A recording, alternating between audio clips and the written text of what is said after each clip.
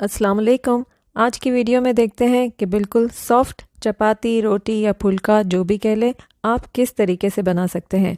Beginners के लिए तो ये हेल्पफुल रहेगी ही, और उन लोगों के लिए भी जो कि हमारे खानों को पसंद करते हैं, चपाती का नाम जानते हैं और सीखना चाहते हैं। तो आइए जल्दी से देख लेते हैं कि सॉफ्ट चपाती आप कैसे बना सकते हैं।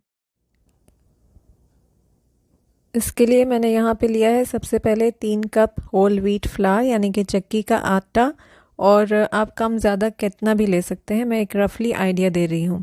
थोड़ा सा नमक डाला और 2 टीस्पून तेल डाला। मैंने यहाँ ऑलिव ऑयल डाला है, आप कोई सा भी डाल सकते हैं, घी भी डाल सकते हैं, और ना चाहें तो ना भी डालें तो भी बन जाएगी। और उसके बाद पानी डाल के और आटा गूँधेंगे। पानी आपका नीम गर्म होना चाहिए, और पानी जो है जितना आटा होता है यूजुअली उसकी आधी क्वांटिटी लगता है, लेकिन आटे की क्वालिटी पे भी डिपेंड करता है। कभी ज़्यादा भी लग सकता है और कभी थोड़ा कम भी लग सकता है, लेकिन मोस्टली जैसे आपने 3 कप लिया है तो 1.5 कप पानी जाएगा। और उसके बाद जब आटा गैदर हो जाए यानी कि मिक्स हो जाएगा ना, तो उसके बाद आप इसको इस तरीके से मुक्कियाँ लगा लगा के ऐसे गूंथते रहेंगे यहाँ तक कि ये 4-5 मिनट हो जाए। और उसके बाद फिर 1 टीस्पून के करीब तेल डाला, और दोबारा से तेल के अंदर थोड़ा सा ग्रीसी हो जाए, और फिर से हम इसको इतनी देर के लिए इस तरह से ही गूंथते रहेंगे कि ये बिल्कुल स्मूथ हो जाए। तकरीबन 7 से 8 मिनट तक आप गूंदेंगे तो ही अच्छा आटा आपका बनेगा। आटा जो है ना बहुत सख्त होना चाहिए और ना बहुत नरम होना चाहिए। ये देखिए इतना सॉफ्ट होना चाहिए। अगर ज़्यादा सख्त होगा तो रोटियां भी सख्त बनेगी, अगर नरम होगा तो हैंडल करने में मुश्किल हो जाएगी। ये देखिए इतना आटा गूंदने में मुझे पूरा 1.5 कप पानी लगा। और उसके बाद हम इसको 30 मिनट के लिए छोड़ देते हैं, और उसके बाद दिखाते हैं। ये देखिए 30 मिनट हो चुके हैं, तो ज़रा सा तेल वाला हाथ ऐसे लगा के और हल्का सा मसल लेंगे, ताकि अगर ऊपर कोई स्किन बन गई है तो वो मिक्स हो जाए बस। और उसके बाद हम इसके पेड़े काट लेंगे।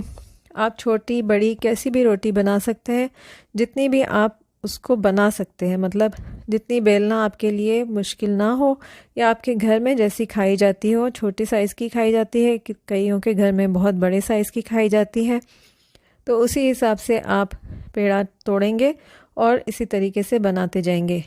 मैंने बनाने का एक तरीका बताया, अगर वो आपको मुश्किल लगता है तो फिर आप नॉर्मल ऐसे ही गोल गोल करिए, और लेकिन दबा दबा के ऐसे दबाएंगे और रोल करेंगे तो बिना क्रैक्स वाला आपका बॉल तैयार हो जाएगा। और वो भी मुश्किल लगता है तो फिर इस तरीके से एक आटे का एक टुकड़ा लेके ऐसे हर तरफ से अंदर की साइड पे पिंच करेंगे, और हाथ पे लेके ऐसे ऐसे घुमाएंगे तो भी तैयार हो जाएगा। तो ये देखिए हमने सारे पेड़े बना के तैयार कर लिए हैं। इसको सबसे पहले आटे में डस्ट करेंगे, और जितना हो सके उतना कम आटा जो है वो इस्तेमाल करें, क्योंकि अगर खुश्क वाला जो आटा है वो ज़्यादा लगा हुआ होगा रोटी के ऊपर तो भी रोटी काली हो जाएगी और सख्त भी हो जाएगी। और बेलन का ये है कि ऐसे मोटे बेलन भी होते हैं और इस तरह के पतले बेलन भी होते हैं। तो ज़्यादातर इंडिया के घरों में ऐसे पतले बेलन देखे गए हैं, और इसी वजह से मैं दोनों तरीके से ही बता देती हूँ। तो ये देखिए हल्का सा आप पहले इसको घुमाएंगे, और बीच से कभी भी नहीं उसको बेलेंगे, साइडों से हमेशा प्रेशर देते जाएंगे, और ये रोटी जो है वो बढ़ती चली जाएगी। हमेशा साइड की तरफ अपना हाथ, अपना प्रेशर रखिए, यानी कि आप सीधे हाथ से काम करते हैं तो सीधे हाथ पर ही ज़ोर ज़्यादा दीजिए, और ऐसे दबाते जाइए, वो खुद ही खुद बढ़ती चली जाएगी। और जितनी पतली मोटी आपको करनी है उस हिसाब से ये होती चली जाएगी। ठीक है, ये देखिए हमारी एक रोटी तैयार हो गई। और इसी तरीके से अगर मोटा वाला बेलन आप यूज़ करते हैं तो उसमें भी ऐसे ही है। स्टार्टिंग में जो है वो आप बीच से दबाएंगे 1 या 2 मरतबा, जब ये थोड़ी सी बड़ी हो जाए, और उसके बाद फिर आप इसको बीच से नहीं दबाएंगे।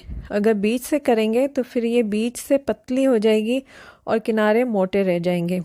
ठीक है, हमेशा किनारों की साइड से ज़ोर लगाना है, और अगर आप लेफ़्ट हैंड से काम करते हैं तो बिल्कुल लेफ़्ट हैंड की तरफ ज़ोर लगाना है, ठीक है। और इस तरह बेलते बेलते कभी इस तरह से मिक्स हो जाए तो भी घबराने की बात नहीं है। इसको ज़रा सा सही करेंगे, ऊपर से ज़रा सा बेलन चलाएंगे, हल्का प्रेशर होना चाहिए और फिर ये तैयार हो जाएगी। सेकने के लिए ये है कि जो आपका तवा है वो मीडियम हॉट होना चाहिए, बहुत तेज़ गर्म भी ना हो और ठंडा तो बिल्कुल भी ना हो, क्योंकि ठंडे में बनाएंगे तो रोटी ख़राब हो जाएगी। ठीक है। जब रोटी डालने के बाद इस तरह से 20-30 सेकंड में ये थोड़ी डार्क कलर की हो जाए, थोड़े छोटे छोटे बबल्स बन जाए, तो बस उसको हम पलट देंगे। और अगर आपके पास गैस वाला चूल्हा है तो फिर आप ये करेंगे कि बस इस स्टेज तक लाके ऐसे तवा थोड़ा हटा के डायरेक्ट उसको फ्लेम पे करेंगे तो बहुत ही अच्छी सी रोटी बनती है। लेकिन अगर नहीं करना चाहते हैं तो फिर आप डायरेक्टली ऐसे भी बना सकते हैं और इसी तरह से घुमाते हुए हर तरफ से सेकेंगे ताकि इवनली उसके ऊपर ब्राउन मार्क्स बने। अगर एक ही साइड छोड़ देंगे तो फिर अच्छी नहीं बन पाएगी। ठीक है। मैं यहाँ हाथ से कर रही हूँ, लेकिन आप चमचा ले सकते हैं, कोई स्पैचुला ले सकते हैं। ठीक है। और इस तरीके से रोटी जो है वो खुद ब खुद फूल जाएगी। रोटी हर मर्तबा फूले ये भी ज़रूरी नहीं है, कभी फूलती है कभी नहीं फूलती है।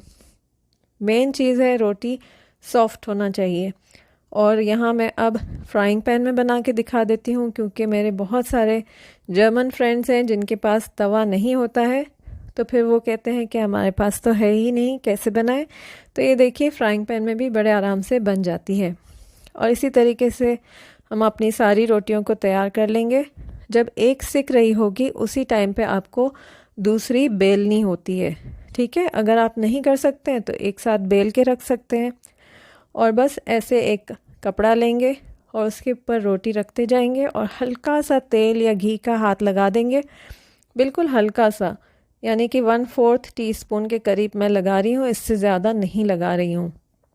ठीक है। और उसके ऊपर दूसरी रोटी उल्टी करके रख देंगे।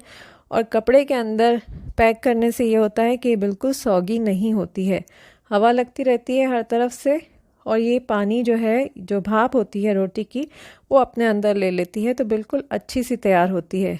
और अगर आप कल तक के लिए इसको सॉफ्ट रखना चाहते हैं तो फिर किसी हॉट पॉट में डाल दीजिए। ठीक है। ये देखिए मैं आपको तोड़ के और खोल के दिखा देती हूँ कि कितनी सॉफ्ट बनी है। ये देखिए बिल्कुल ही सॉफ्ट है और इसको आप किसी भी तरीके से खा सकते हैं, ऑब्वियसली आप जानते ही हैं। ये देखिए कितनी सॉफ्ट है। मैं यहाँ पे जल्दी से चूरी रोटी बना देती हूँ, जो कि हम बचपन में खाया करते थे। सिर्फ रोटी ली, उसके ऊपर थोड़ा सा घी या मक्खन लगाया और उसके ऊपर थोड़ी सी चीनी डाली और तैयार हो गई। उम्मीद है रेसिपी अच्छी लगी होगी। रेसिपी तो खैर थी नहीं, तरीका है, ज़रूर बनाइए।